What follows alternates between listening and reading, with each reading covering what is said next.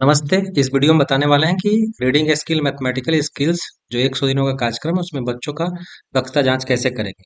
तो पहली दक्षता जांच दिसंबर के लास्ट वीक में करना है 2024 में, और अंतिम दक्षता जांच मार्च 2025 में करना है जो लास्ट वीक में होगा। तो चलिए आगे चलते हैं। इस टेस्टिंग टूल के माध्यम से बच्चों का असेसमेंट करना है, दक्षता जांच करना है, जिसमें शुरुआत हम लोग अनुच्छेद से करेंगे। अ, अनुच्छेद का नियम है और कहानी का भी सेम नियम है कि 3 से ज़्यादा गलतियाँ करना न करे और धारा प्रवाह पढ़े। तो बच्चा 3 से ज़्यादा गलतियाँ नहीं करे, धारा प्रवाह पढ़ लेता है तो समझते हैं कि उसको अनुच्छेद पढ़ने आता है। जब बच्चा अनुच्छेद पढ़ लेता है तो उसको कहानी पढ़ने का मौका देंगे। कहानी में भी 3 से ज़्यादा गलतियाँ नहीं करता है, धारा प्रवाह पढ़ता है तो समझते हैं कि उसको कहानी पढ़ने आता है, इसलिए उसको कहानी स्तर में रख देंगे।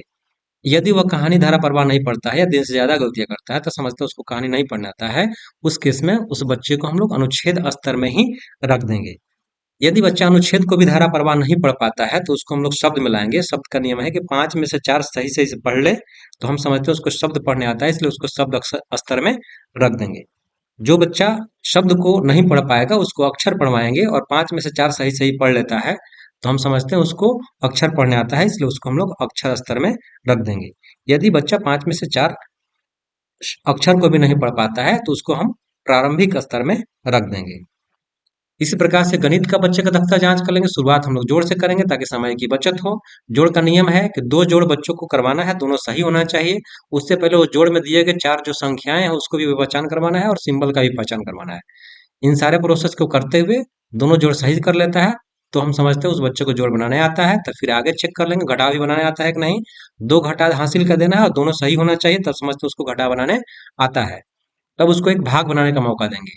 अगर एक भाग बच्चा सही से बना लेता है तो उसको भाग स्तर में रखेंगे, अन्यथा भाग गलत करता है तो उसको हम लोग घटाव स्तर में ही रख देंगे, चूंकि घटा बना लिया था।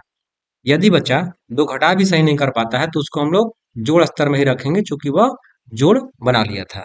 लेकिन अगर जोड़ के भी प्रोसेस को पूरा नहीं करता है या दोनों जोड़ सही सही नहीं बनाता है, उस केस में हम लोग उसको संख्या पहचान करवाएंगे। और संख्या पहचान का नियम है कि 5 में से कम 4 सही सही पढ़ लेता है तो उसको हम लोग संख्या पहचान में रखेंगे।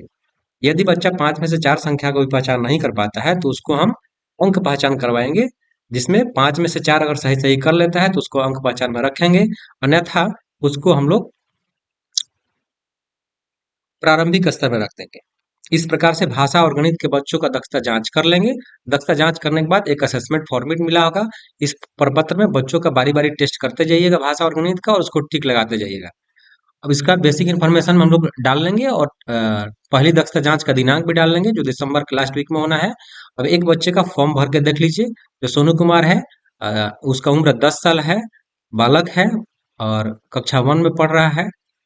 प्रारंभ ये बच्चा का भाषा में इसका स्तर है अक्षर, क्योंकि वह न अनुच्छेद पढ़ पाया था न शब्द पढ़ पाया था, लेकिन अक्षर को पहचान कर लिया था। और ये कहानी लेवल में, क्योंकि वो कहानी पढ़ लिया था। अब गणित में देखेंगे वो जोड़ में है। तो जोड़ में इसलिए है कि उसने जोड़ कर लिया था लेकिन घटा नहीं कर पाया था। दूसरे बच्चों को देख सकते हैं वो अक्षर स्तर में है, चूंकि वह शब्द अनुच्छेद को नहीं पढ़ पाया था। और वह घटाव में इसलिए है कि वो भाग नहीं बना पाया था लेकिन जोड़ घटा बना लिया था। इसी प्रकार से जो प्रत्येक बच्चे का जो अधिगम स्तर होगा वो टेस्टिंग टूल से टेस्ट करेंगे, और अधिगम स्तर के स्थान पर उसको हम लोग ट्रिक आउट करते जाएंगे इस प्रकार से। यानी कि जो भाषा स्तर में किसी एक कॉल लेवल में ही ट्रिक आउट करना है जो उसका अधिगम स्तर होगा, और गणित में भी उसी प्रकार से।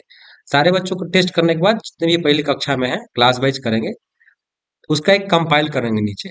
जैसे प्रारंभिक में देख सकते हैं कि यह 2 बच्चा है तो यहाँ हम लोग ने 2 डाल दिया, और अक्षर में एक बच्चा है तो एक, तो जितने हैं इसमें टिक लगे हुए रहेंगे उसमें टिक आउट कर लेंगे। और ध्यान देंगे कि ये पांचों कॉलम को जोड़ने पर, पांचों स्तर के बच्चों को जोड़ने पर टोटल दक्षता जांच किए हुए बच्चों के बराबर होना चाहिए। जैसे 6 बच्चा है तो यहाँ 6 है, उसी प्रकार से गणित में यहाँ से यहाँ तक 6 हमारा आना चाहिए, क्योंकि 6 बच्चे की दक्षता जांच की है। तो ये जो कंपाइल होगा इसको नीचे कंपाइल करने के बाद विद्यालय समेकन प्रपत्र पर ले जाएंगे। कैसे ले जाएंगे देख लेते हैं यहाँ पे। तो पहले बेसिक इन्फॉर्मेशन भर लेते हैं।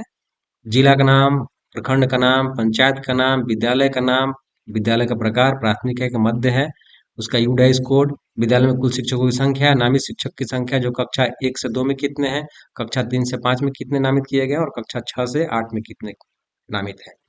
उसके बाद यहाँ पे पहली दक्षता जांच का दिनांक डाल लेंगे,